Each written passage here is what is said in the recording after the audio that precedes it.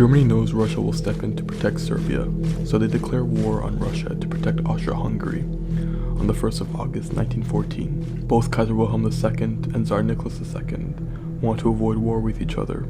They were cousins after all, and often played together as children, and would even dress up in each other's uniforms as a sign of respect and tradition. But their generals were itching to stretch their military muscles with their vast amounts of weapons, ships, and manpower. So they pushed their leaders to declare war on each other by telling them that the whole thing would be over by Christmas, and that would be a quick and short war.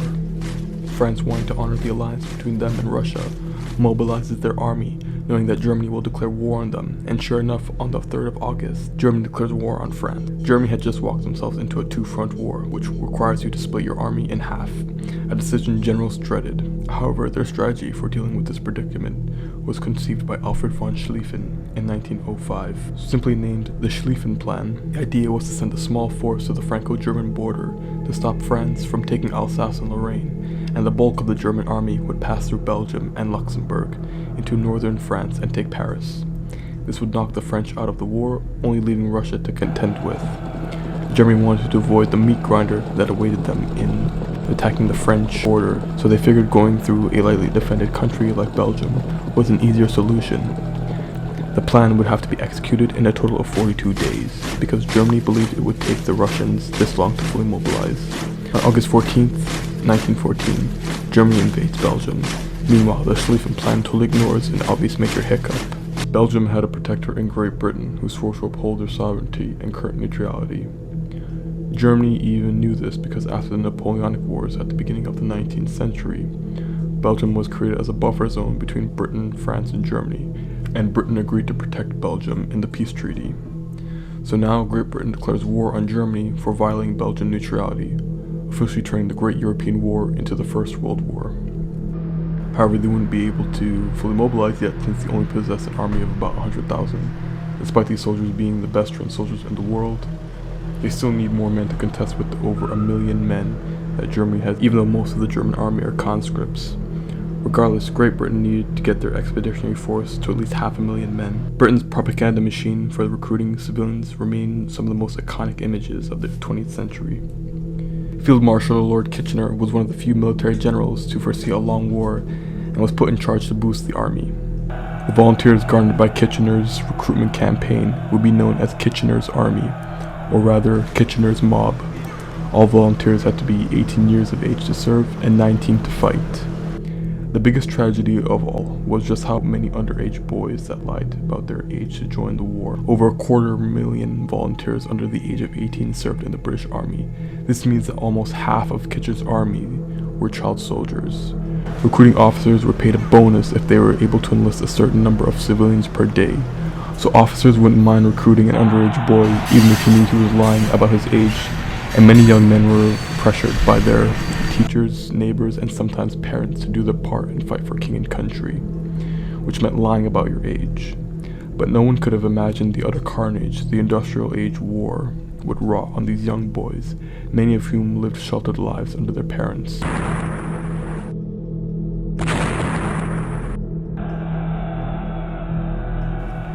The German army managed to push deep into Belgium using the railway system, despite the Belgian army being far more formidable than the Germans had originally perceived. The Belgians, seeing their situation to be dire, crashed their trains into each other to destroy their own tracks and slow the German advance.